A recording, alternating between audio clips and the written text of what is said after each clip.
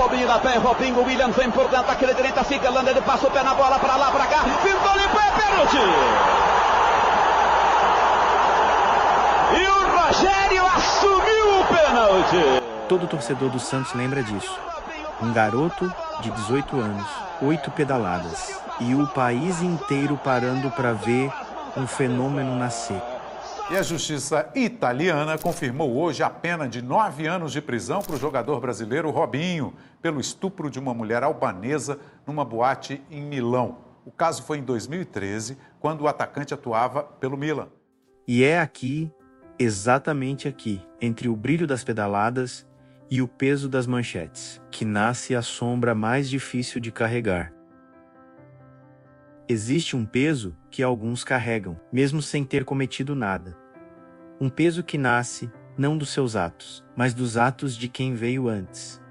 E quando seu pai é Robinho, um gênio da bola, um ídolo da história do Santos, mas também um homem condenado por estupro em última instância.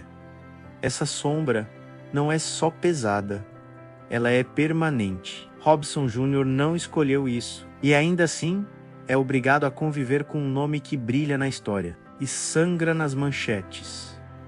Filho de jogador já nasce marcado. Mas filho de craque, filho de ídolo, filho de um nome tatuado na história do clube, a cobrança começa antes mesmo da primeira entrevista, antes da primeira convocação.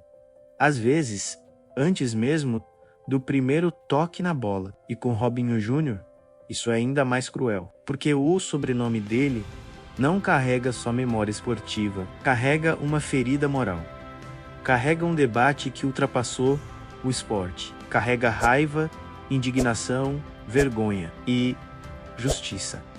E a realidade é que muitos veem nele apenas como o filho do Robinho. Poucos lembram que ele é só um garoto de 17 anos, ainda tentando descobrir quem ele é. Carl Jung falava de algo chamado ferida paterna, o impacto profundo e silencioso da relação com o pai na construção da identidade. E no caso de Robinho Júnior, essa ferida não vem só da ausência física, mas da ausência moral, da falha ética, do exemplo despedaçado. Quando a figura paterna cai, o filho não cai junto, mas precisa carregar os cacos. E isso molda tudo: a confiança, a raiva, o medo de errar, a vontade de provar que é diferente, a necessidade quase desesperada de escrever a própria história, enquanto o mundo tenta reescrever a dele.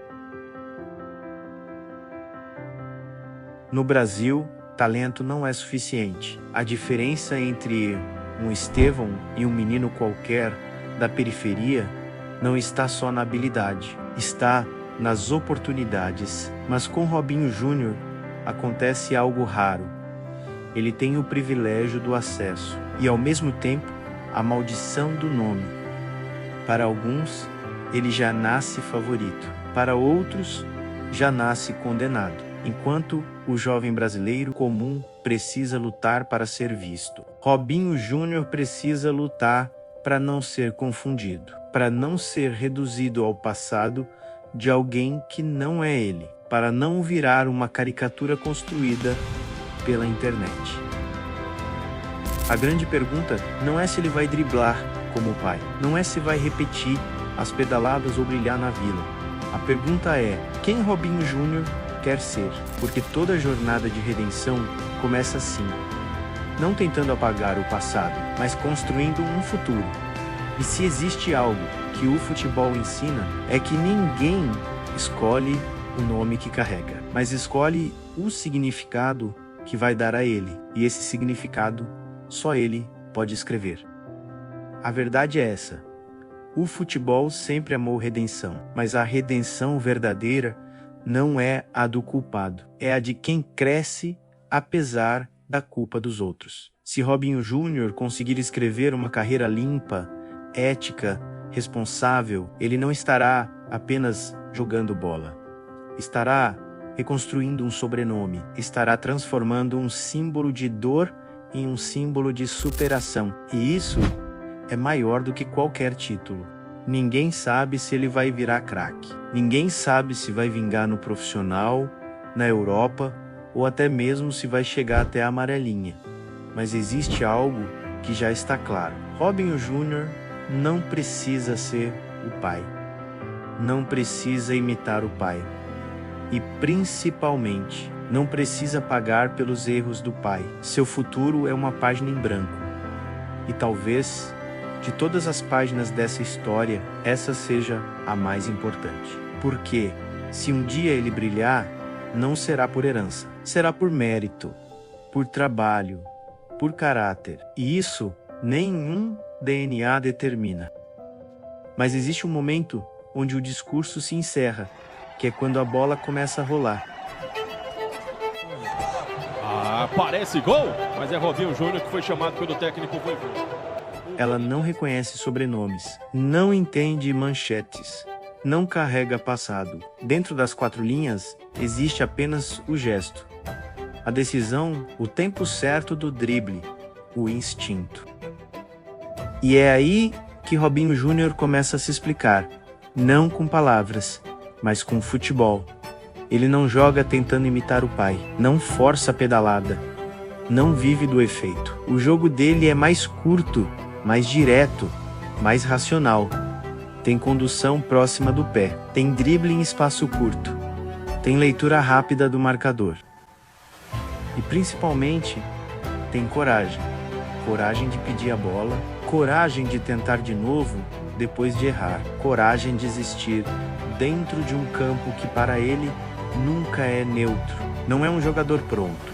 Ainda falta físico, ainda falta constância, ainda falta maturidade. Mas o talento não pede licença.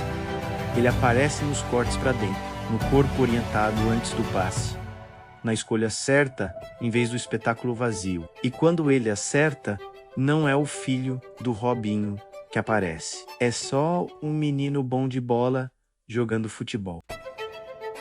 No fim das contas, o futebol nunca para. As arquibancadas seguem cantando.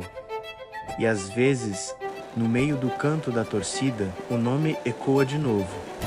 Mas agora, não é o mesmo Robinho. É outro tempo, outra história começando.